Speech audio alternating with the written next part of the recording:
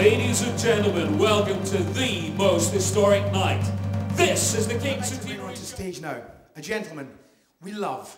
We know him very, very well here at the King's. I personally love him. Ladies and gentlemen, Mr. Grant Stott.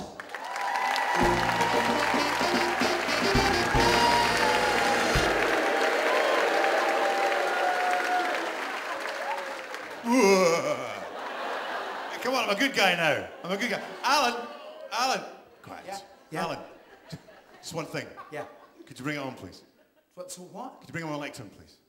Bring on your lectern? Yes, please, if you don't mind, honestly. You want me to bring it on? Yes, please, if you don't mind. Thanks very much. Just there, just perfect, lovely. Fine, okay. It's lovely, thank you. It's not been the same since he got Scott Sport.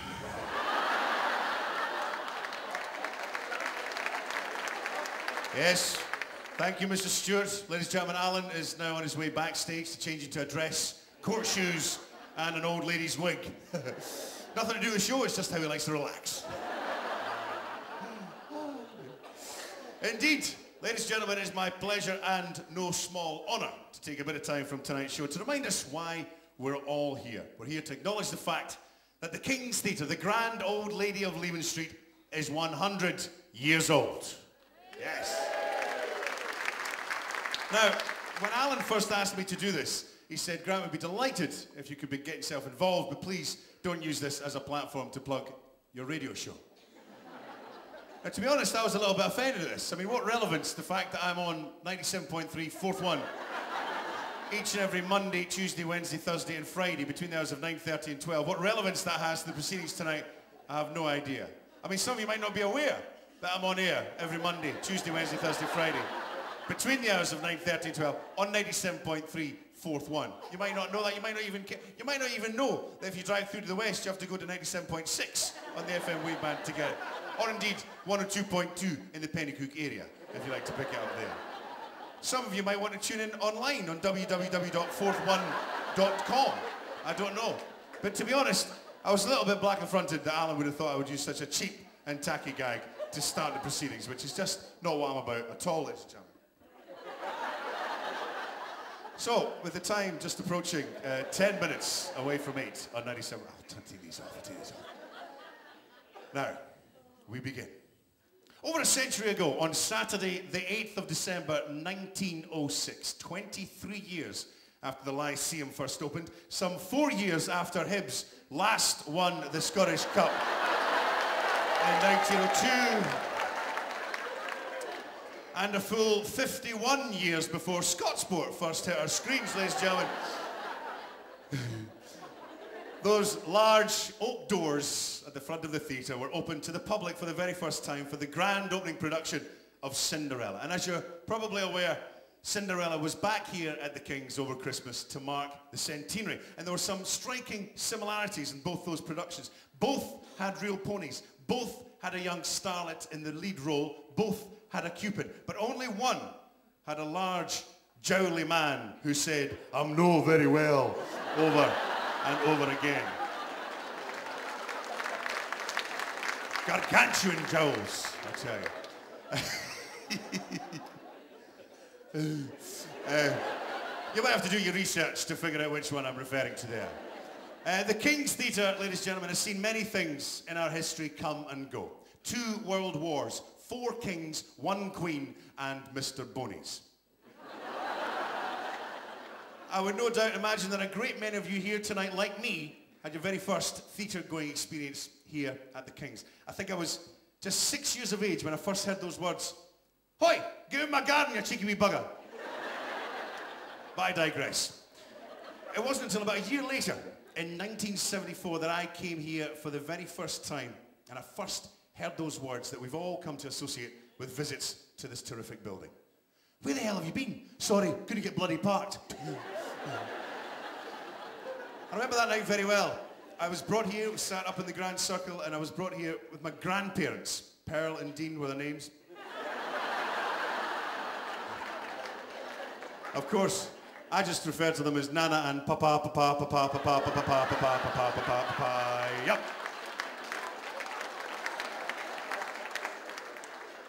The auditorium itself, it hasn't changed all that much over the years. The biggest structural change took place back in the 1950s when there was actually a balcony right up at the top, and due to safety reasons, and if you've seen pictures of it you'll know why, it actually had to be removed, and it was. But that's pretty much the biggest change that's taken place. And we know this because there are so many wonderful photographs of this great building that exist. And my own particular favourite dates back to 1915. The photographer must have been somewhere around here, right dead centre of the stage, looking out to you, to the audience and the auditorium on this particular night. It was a packed house at the King's Theatre. The stalls were full. There was people standing room only at the back in the Grand Circle, which was also packed. The upper circle was full, and the balcony itself, which looked like a death trap, was also full as well. People were squeezed into every single space. 9 boxes here, 9 boxes up there as well. Absolutely packed to the gunnels. And right in the middle, back then there was an aisle down the middle of the stalls. And right there in the middle, around about 6 or 7 rows back to where I am right now, standing there in his kilt and his crooked stick, was the one and only Sir Harry Lauder. Standing right there. There, the great Scottish entertainer and the man who of course got his name from a roundabout just near Portobello. Standing right there. And if proof were required, that actual picture is included in the King's calendar, which is available as you leave on your way out the door tonight, ladies and gentlemen, for the knockdown price of £2. Because January doesn't work anymore, apparently. So. And not far from that spot where the great Sir Harry Lauder stood, I'm delighted to say we have another special guest tonight. On the 8th of December 1906, as well as the King's Theatre first opening its doors, a young woman was brought into the world. Jessie Mackenzie was born on that day, and she recently celebrated her 100th birthday as well. I'm delighted to say she's here, and she's right in the front row down there. Jessie, please, if you'd like to, Jessie. What? You're not Jessie Mackenzie? How old are you? 4:30. She's laughing, but she's not happy. Joking. As you might imagine, free ice cream at the interval, please. As you might imagine, the stage here at the King's Theatre has played host to some of the greatest names that show business has ever produced. Vivian Leigh, Sir John Gielgud, Dame Peggy Ashcroft, Sean Connery, and Les Dennis have all, ladies and gentlemen, such great names, have all appeared here on this stage. The stage which has of course been blessed with some of the truly great double acts in theatre history. Baxter and Lenny. More recently, Stewart and Gray. And Grant and Stott.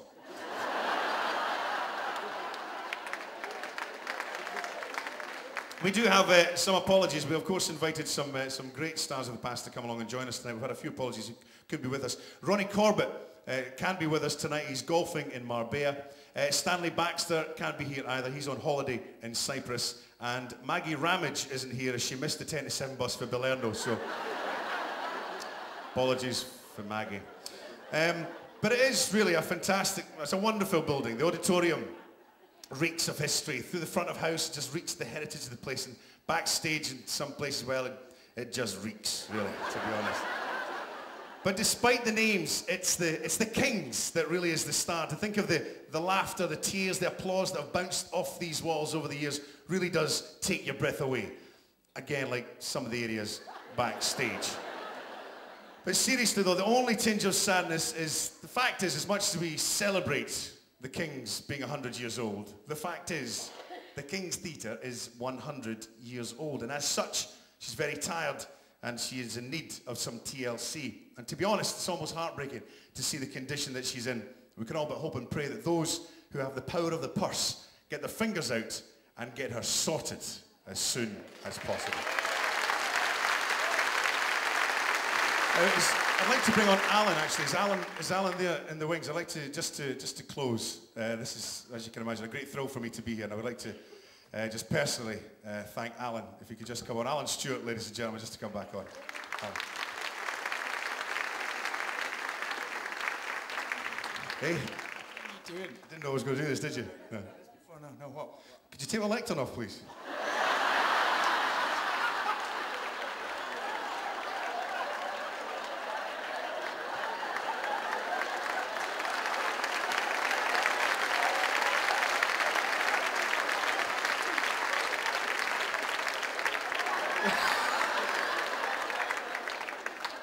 Can we keep that in for tomorrow?